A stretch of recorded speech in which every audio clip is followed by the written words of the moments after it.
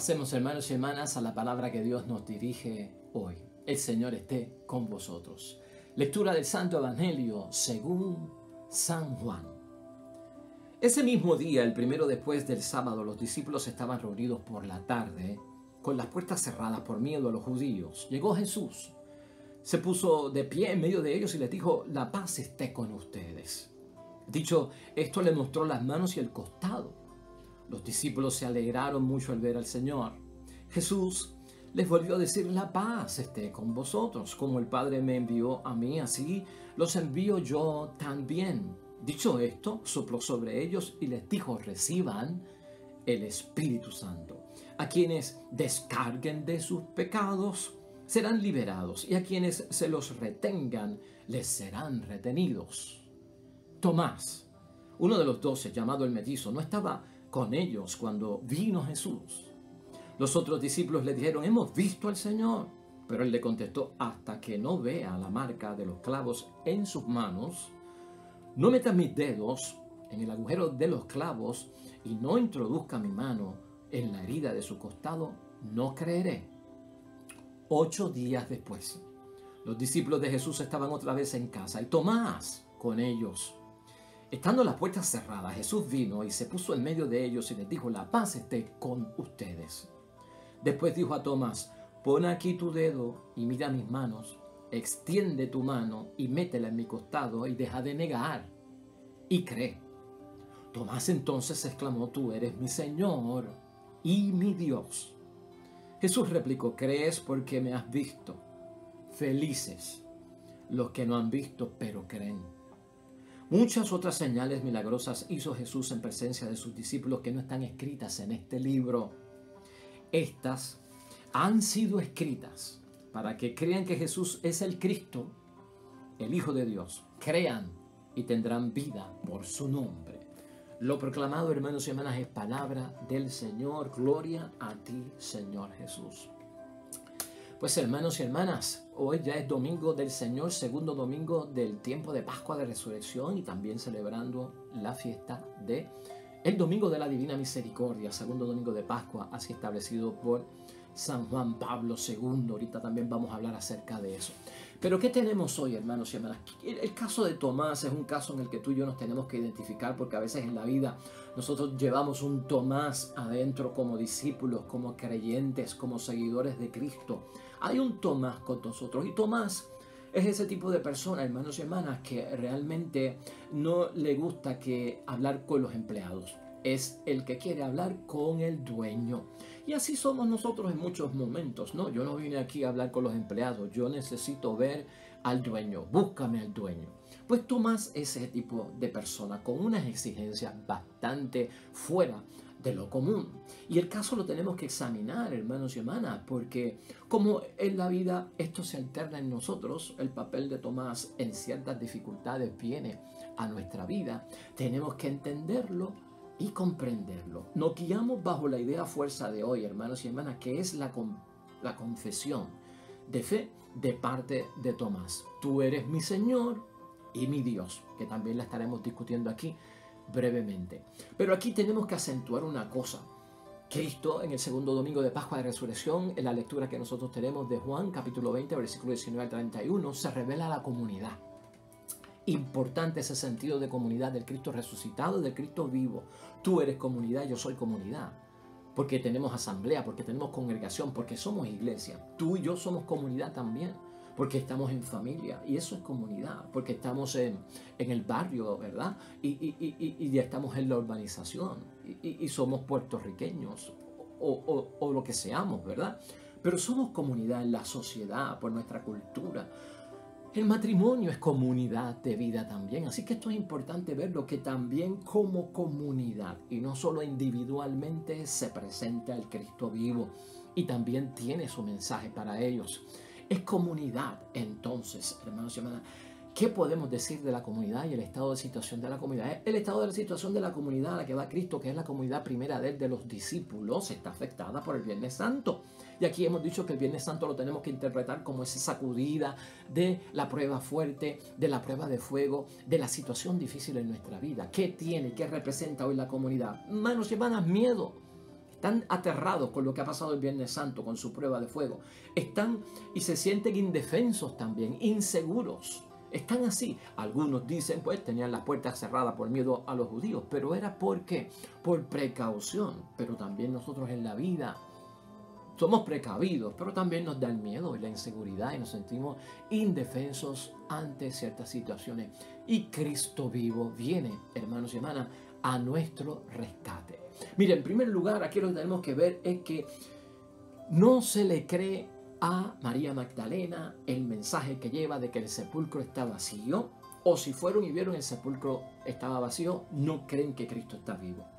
Por lo tanto, en una comunidad que está con miedo, con pánico y encerrada, hermanos y hermanas, la comunicación y el anuncio de María Magdalena de que Cristo está vivo y de que el sepulcro está vacío no los libra del temor. No es suficiente, no los libra del miedo, de la inseguridad, con decirles que todo está vacío el sepulcro y Cristo está vivo. Eso no es suficiente para ellos. ¿Qué están buscando, hermanos y hermanas? La presencia de Jesús. Por un lado es bueno y es positivo. Pues no nos conformamos con que el sepulcro está vacío. Eso puede ser una autosugestión, eso puede ser una ilusión. Queremos verlo a Él. Por un lado eso puede ser bueno, hermanos y hermanas. Ese factor de la comunidad que no podemos olvidar dentro de todo esto, de la experiencia del Cristo vivo, es bueno. Porque como ya te dije, somos comunidad. El factor comunidad, que es el segundo punto, hermanos y hermanas, la comunidad hace de Jesús el centro. Como familia y matrimonio tiene que hacer de comunidad el centro. Como iglesia y asamblea tenemos que hacer de comunidad de Jesús el centro de nuestras vidas. Él debe estar en medio. ¿Quién? El Cristo vivo y resucitado. Él debe ser el punto de referencia de la comunidad, de mi matrimonio y de mi familia. ¿Por qué? Porque Él es fuente de vida, hermanos y hermanas. Y es fuente de vida y también es fuente de unidad. Porque acuérdate que los golpes fuertes dispersan a la familia, dispersan el matrimonio y hay que reunirlos. El Viernes Santo dispersó a la comunidad. ¿Por qué dispersó a la comunidad? Pues, hermanos y hermanas, porque una vez el pastor es herido, las ovejas se dispersan. Una vez tenemos problemas y situaciones difíciles, probablemente nos vamos a dispersar. Cristo en la comunidad es el centro y eso queda hoy manifestado en la palabra de Dios. Aquí hay un punto importante, el 3, que tiene que ver con algo que Jesucristo dijo antes del Viernes Santo, que se cumpliría el domingo de resurrección. En este mismo evangelio de San Juan, hermanos y hermanas, en el capítulo 16, versículo 20, Cristo dijo: ahora ustedes sienten tristeza, pero yo los volveré a ver y su corazón se llenará de alegría y nadie les podrá arrebatar ese gozo. Eso es una profecía que se cumple, hermanos y hermanas. Cuando estamos llenos de tristeza y tú crees que Cristo se ha ido, no te preocupes porque Él volverá a verte. Y la intención de Jesucristo vivo al volver a nosotros es para que sea capaz cada uno de nosotros de experimentar un corazón lleno de alegría y un corazón lleno de gozo que nada ni nadie en la tierra te lo podrá quitar. Eso lo encontramos en Cristo vivo, hermanos y hermanas. Eso lo encontramos en nuestra experiencia del Cristo resucitado. No lo olvides tú de este evangelio. El cuarto punto, hermanos y hermanas, son estas cuestiones de las manos, de los pies, del costado atravesado. Bueno, Cristo en primer lugar, cuando se aparece y Tomás no está, se los enseñó a los discípulos. Y como los discípulos se lo comunicaron a Tomás, que Tomás no estaba, nosotros vimos el costado, vimos las manos, vimos las señales de que era Cristo. Pero yo no estuve. Hasta que yo no lo vea, entonces yo no lo creo. Pues, hermanos y hermanas, Cristo aquí le da un sentido no solamente de pasado, sino de presente también a las manos, a los pies y al costado. Hermanos y hermanas, sí, son pruebas de la pasión y de la muerte de Jesucristo, de que Él es el que estaba colgado en la cruz y que fue crucificado. Es signo del Viernes Santo, de su pasión y de su muerte.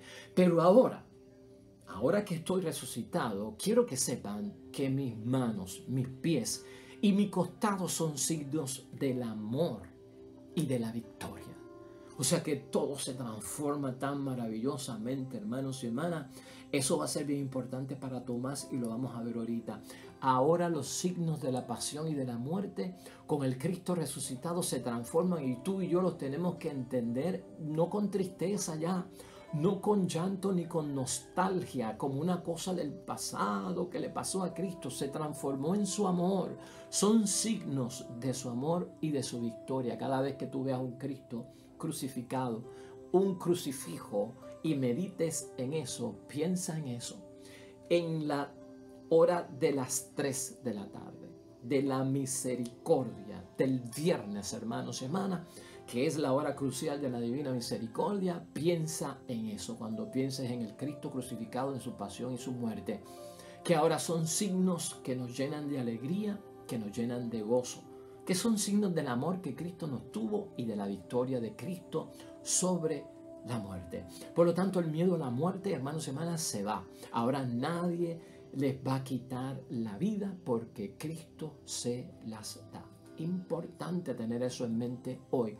En quinto lugar, hermanos y hermanas, este soplo del Espíritu Santo de parte de nuestro Señor Jesucristo, ¿de qué se trata esto? Porque no es Pentecostés, pero sí es un soplo del Espíritu Santo, que pasa algo, que la comunidad está transformada con eso. Entonces Cristo sopla con ese soplo de vida sobre los discípulos, sobre la comunidad, sobre la asamblea, sobre la congregación, sobre el matrimonio, sobre la familia, que es comunidad, sobre la iglesia. Ese soplo de vida. Acuérdate que la resurrección de Cristo es una segunda creación. Acuérdate que Jesucristo es el nuevo Adán, que no falló ante el pecado, sino que no cayó en pecado. Adán es el primer hombre que sí cayó ante la tentación en la primera creación. Acuérdate que Adán tomó vida porque cuando Dios lo creó, sopló encima de él para que sus pulmones se llenaran de oxígeno y respirara y tuviese vida. Eso fue la primera creación, soplo de vida para Adán. Cristo sopla ahora en la segunda creación, por la resurrección de Cristo, en una nueva vida, sopla, dándoles, hermanos y hermanas, el soplo de la nueva vida. Cuando estamos con Cristo resucitado, somos recreados, hermanos y hermanas. Ahora volvemos a ser criaturas nuevas en el nombre de Dios, y eso tú no lo puedes olvidar. ¿Para qué es este soplo del Espíritu Santo, hermanos y hermanas? Para poner fin a todo lo que nos atribula, todas las tribulaciones que tenemos. Ese soplo de vida que dio Cristo a los discípulos es para acabar con el miedo, es para acabar con la inseguridad, es para que no se sientan indefensos, hermanos y hermanas, para que no estén preocupados. Igual para nosotros, con el Cristo resucitado tenemos un soplo de vida para ponerle fin a muchos problemas, a muchas situaciones, a muchos desafíos, para salir victoriosos de muchas situaciones.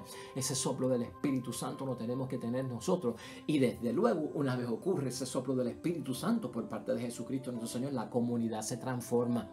Es comunidad transformada, sino que ahora ya han visto al Señor, saben que Cristo está vivo, que el resucitado es el que estaba crucificado, que tiene vida, y la comunidad se transforma. Si en algo buscamos nosotros el encuentro personal con el Cristo vivo, es para transformar las cosas de donde venimos, para transformar ese matrimonio, para transformar esa familia, para transformar también que esa comunidad en la que vivimos y tenemos espacio. En sexto lugar, la persona de Tomás, el discípulo de Tomás en el Evangelio de hoy. El Tomás que tú y yo llevamos adentro, hermanos y hermanas. Un Tomás que se resiste a creer. Un Tomás, hermanos y hermanas, que exige pruebas contundentes. A pesar, hermanos y hermanas, de que los discípulos le dieron testimonio, nosotros vimos el costado atravesado, los agujeros en las manos. Nosotros vimos las llagas de nuestro Señor Jesucristo y somos testigos. Y además Tomás vio que la comunidad fue transformada porque ahora tenían valor, porque el soplo del Espíritu Santo que habían recibido de parte de Cristo ya estaban dando testimonio de ello.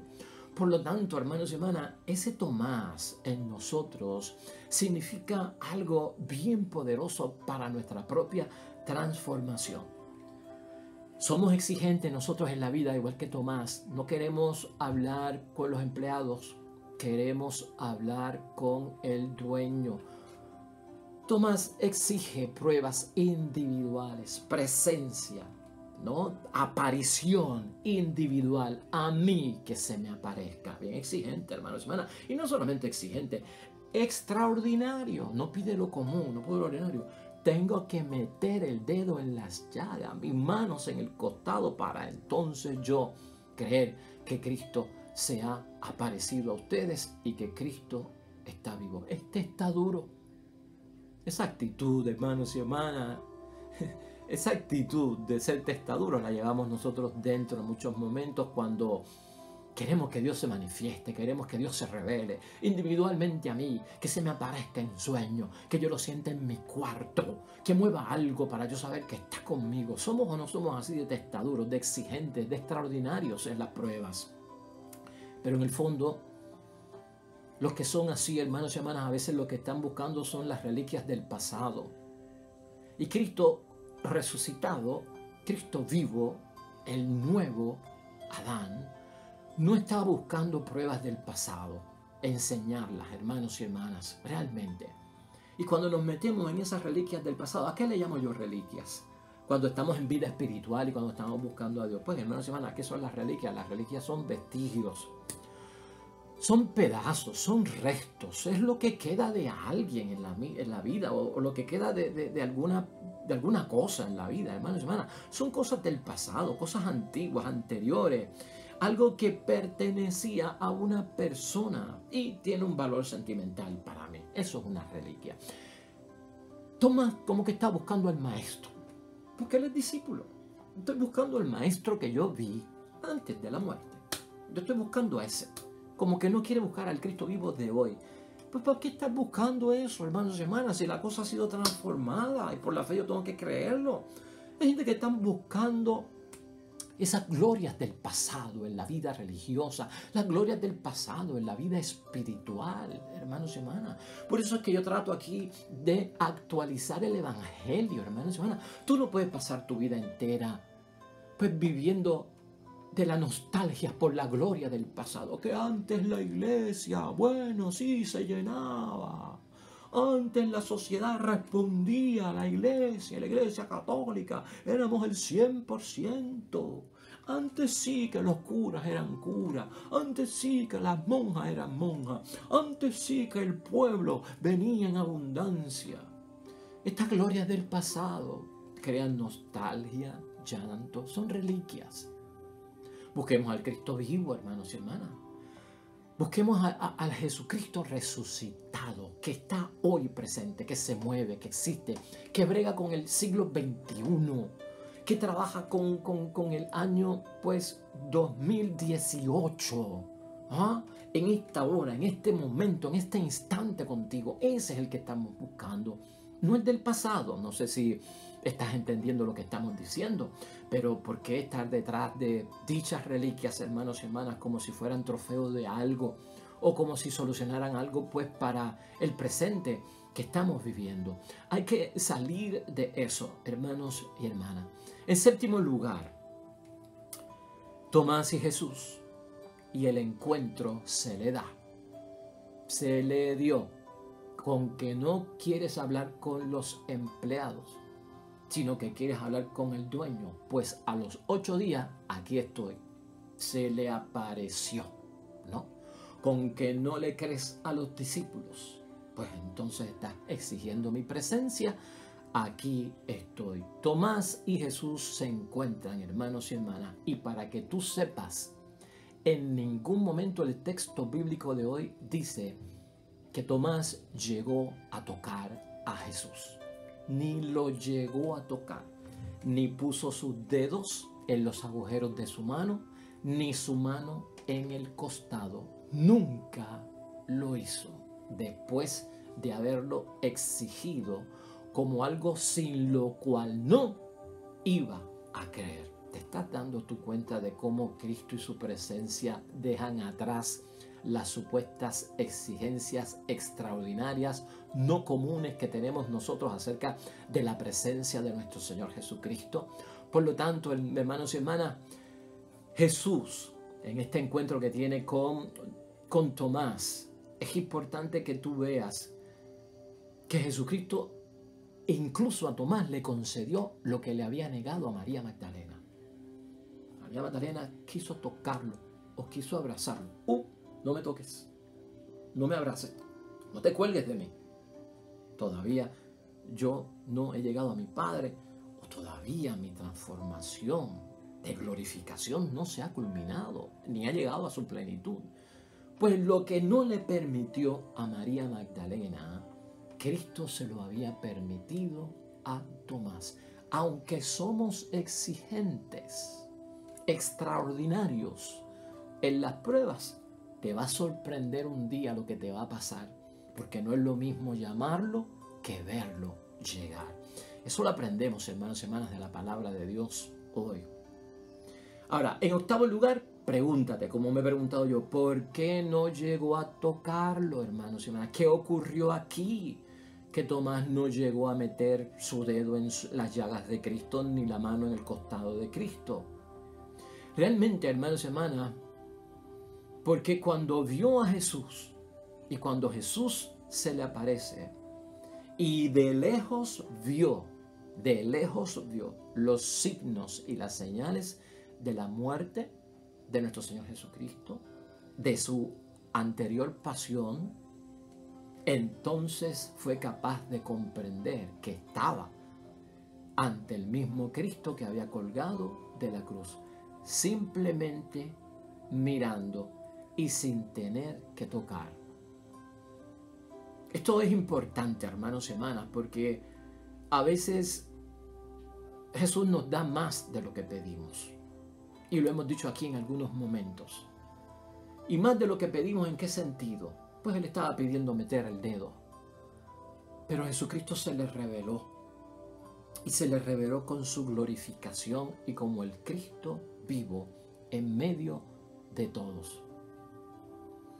Allí en ese momento, hermanos y hermanas, Tomás, como un discípulo de Cristo, se dio cuenta que estos signos, ¿no?, de las manos, las llagas, el costado atravesado, eran, hermanos y hermanas, y son el mayor signo del amor extremo con el cual el Señor nos amó y se entregó por nosotros.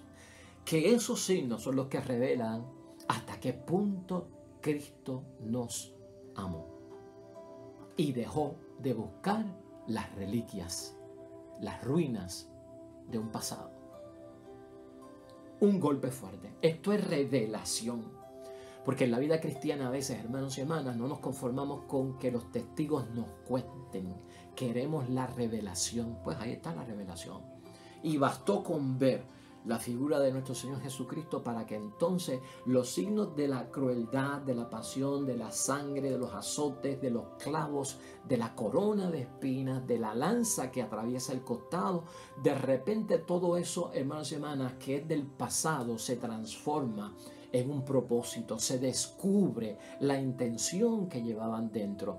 Y la intención que llevaban adentro, hermanos y hermanas, era de que son signos del mayor amor hasta el extremo, con el cual Él nos amó y revela hasta qué punto Cristo nos amó.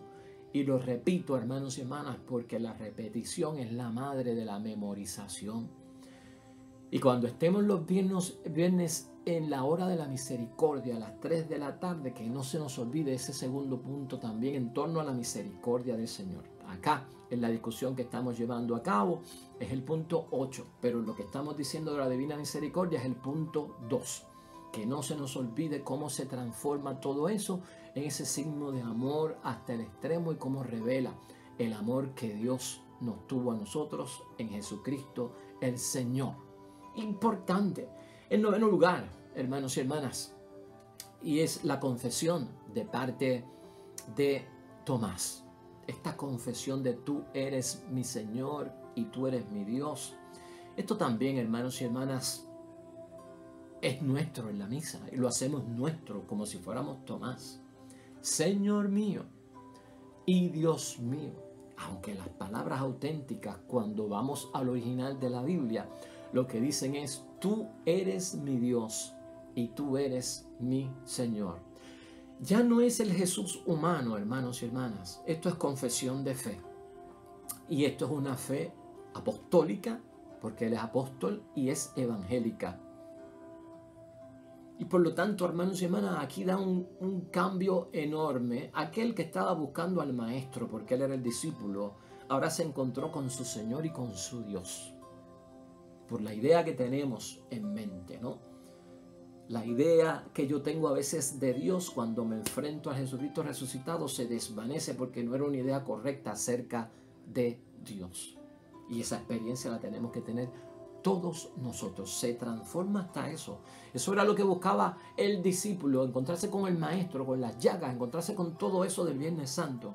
Y ahora te vas a sorprender, porque todo esto significa el amor que yo te tengo por lo que yo hice por ti, y por lo tanto estás ante tu Señor y estás ante tu Dios. Hermanos y hermanas, ¿sabes de qué se trata eso? De que el pasado, pues esas reliquias, tenemos que ver las cosas en el presente con la frescura del presente, de la vida nueva, la presencia de Jesucristo vivo, hermanos y hermanas, no muerto. No muerto, es el Cristo vivo, porque eso es fresco, eso es nuevo amanecer, eso es rocío mañanero, eso es algo que brota, eso es nacimiento. ¿Me estás entendiendo? Eso es lo que trae el Cristo resucitado. En 10º lugar, hermanos y hermanas, y ya por concluir, que es un evangelio poderoso, la bienaventuranza de Cristo en este momento, para nosotros mismos. Bienaventurados todo aquel que sin haber visto creyó. Porque me ves, crees. Aunque Cristo le dijo, deja de ser incrédulo, ¿verdad? Y no te resistas más nada y cree. Pero esa bienaventuranza, Cristo está hablando de nosotros. Y hay que entenderlo desde ese punto de vista. Para aquellos que no vimos al Jesús de Belén, para aquellos que no vimos al Jesús de 3 años de vida pública, para aquellos que no estuvimos en el primer Viernes Santo de la historia de la humanidad, aquel hombre colgado en la cruz por nuestra salvación, para nosotros es que Cristo lanza esta bienaventuranza. Para los que no tuvimos la oportunidad de ver el sepulcro vacío, hermanos y hermanas, es para ti y es para mí lo que tenemos que descubrir nosotros de parte de Cristo, el Cristo vivo. Eso es primordial, hermanos y hermanas, y nos daremos nosotros cuenta de que su existencia está en medio de nosotros. Bienaventurados nosotros porque tenemos la Eucaristía, hermanos y hermanas. Bienaventurados nosotros porque tenemos la presencia viva siempre de nuestro Señor Jesucristo en esa Eucaristía. ¿Somos o no somos bienaventurados por el cuerpo y la sangre de Cristo? Esa debe ser también nuestra reflexión. Vamos a concluir, hermanos y hermanas, el segundo domingo del tiempo de Pascua. El caso de Tomás, el caso nuevo. Alguien que no habla con empleados, sino que habla con el dueño, el amo y el Señor en persona. Concluyamos de Tomás, hermanos y hermanas. Tomás, como nosotros en muchas ocasiones, hermanos y hermanas, parece ser un discípulo solitario, un discípulo pesimista y algo incrédulo. No parecía ser un hombre de mucha comunidad tampoco. Y cuidado con todo eso que hemos señalado hoy aquí. No necesitaba evidencia realmente de que Cristo estaba vivo, hermanos y hermanas, porque sus compañeros se lo habían dicho y el sepulcro estaba vacío. Y ellos no iban a mentir, estaban diciendo la verdad. Pero el problema no es ese, hermanos y hermanas. El problema de Tomás no es que vea las llagas, como hemos visto, ¿verdad? Que ni tuvo que tocarlas. El problema lo lleva Tomás en el corazón. No es cuestión de evidencia, no es cuestión de pruebas, no es cuestión de que se aparezca. Ese no es el problema de muchos incrédulos, hermanos y hermanas, de muchos solitarios o pesimistas en la misma iglesia o en tu familia o en tu matrimonio. Es un problema del corazón y es interno, lo tenemos que resolver. Es un pretexto lo de las pruebas. Lo que está en juego es que el corazón está endurecido, hermanos y hermanas, lamentablemente. Son dudas falsas las de Tomás, no son dudas ciertas, hermanos y hermanas. Y por eso hay un cierto reproche de parte de Cristo. No seas incrédulo y sé creyente. Porque me ves, entonces vienes a creer. Estamos en la fe. Y en la fe tienes primero que creer. Primero tienes que creer para ver. No estamos en el mundo que hay que ver para creer. Es un reproche, hermanos y hermanas, y bien está hecho por parte de nuestro Señor Jesucristo, porque son dudas falsas. En el interior el problema de Tomás es el corazón, no si Cristo o no resucitó. Y para muchos, hermanos y hermanas, en nuestros días, Esos pretextos existen porque algunos no quieren creer en la presencia de nuestro Dios y de nuestro Señor Jesucristo porque tienen problemas morales, porque tienen problemas de pecado, porque tienen casos inconclusos en la vida y se deben de solucionar y no utilizar otras cosas como pretexto. ¿Estamos entendiendo hacia dónde nos estamos moviendo? Y eso es importante verlo en todo cuanto estamos diciendo y concluyendo de nuestro amigo Tomás, que puede ser el Tomás que todos llevamos dentro. Es importante aquí también ver, hermanos y hermanas, dentro de la incredulidad de nuestro amigo Tomás, que las situaciones de pecado, las situaciones de alejarnos de las cosas de Dios, son capaces de destruir nuestra vida y de llevarnos de alguna forma, hermanos y hermanas, hasta una muerte insegura. No una muerte con seguridad de eternidad. Esto puede ser bien peligroso. Y tú y yo tenemos que tener cuidado con eso. Acuérdate del pregón pascual, del sábado de gloria. Para redimir al esclavo, ha sacrificado al Hijo, nuestro Padre Dios del cielo. Y eso es importante para Tomás, eso es importante para nosotros en la divina misericordia, hermanos y hermanas. Domingo de la divina misericordia, déjame decirte esto en pocos momentos, hermanos y hermanas. La divina misericordia para nosotros significa la manifestación amorosa de Dios en nuestra historia. Una historia que está herida por el pecado, tanto en el mundo como en la vida personal de cada uno de nosotros. Dios, hermanos y hermanas, la misericordia significa que Dios pone nuestra miseria, que es causada lamentablemente por el pecado, en su corazón, porque Dios es Padre. Y lo hace para redimir al esclavo del pecado. Y para hacerlo tiene que sacrificar a su Hijo. Eso es misericordia por parte de Dios. La iglesia, hermanos y hermanas, quiere que vivamos la vida del resucitado. Dios de misericordia, resurrección de nuestro Señor Jesucristo. Dios quiere que vivamos la vida del resucitado. Estamos en Pascua y la iglesia nos motiva a comulgar en la Pascua, a confesar nuestros pecados para llenarnos del gozo y la alegría de parte de Dios. Que el Señor siempre nos bendiga, hermanos y hermanas, en nuestra vida, en el encuentro personal con nuestro Cristo vivo. Que así sea. Oremos, hermanos y hermanas. Nos vamos otra vez con un salmo que lo hemos tenido en repetidas ocasiones aquí en la semana de la octava de Pascua, el Salmo 117 o 118. Ese salmo tiene que ver, hermanos y hermanas, el tema central de este salmo es que no moriré, sino que viviré. Oremos. La piedra rechazada por los maestros pasó a ser la piedra principal. Esta fue la obra del Señor. No podían creerlo nuestros ojos. Este es el día que ha hecho el Señor. Gocemos y alegrémonos en Él. Amén y amén. El Señor esté con vosotros. La bendición de Dios Todopoderoso, Padre, Hijo y Espíritu Santo, descienda sobre ti y permanezca para siempre. Ahí lo dejamos, hermanos y hermanas, comenzando la segunda semana del tiempo pascual. Mañana nuevo evangelio, nueva meditación y reflexión. Este icono te va a llevar directamente a nuestro canal en YouTube y estos videos son más enseñanza de la palabra de Dios y su reflexión. Gracias por tu apoyo. Estás en nuestras oraciones, intenciones de misa, tú y los tuyos. Gran bendición por parte de Dios. Nos vemos mañana con el favor de Dios.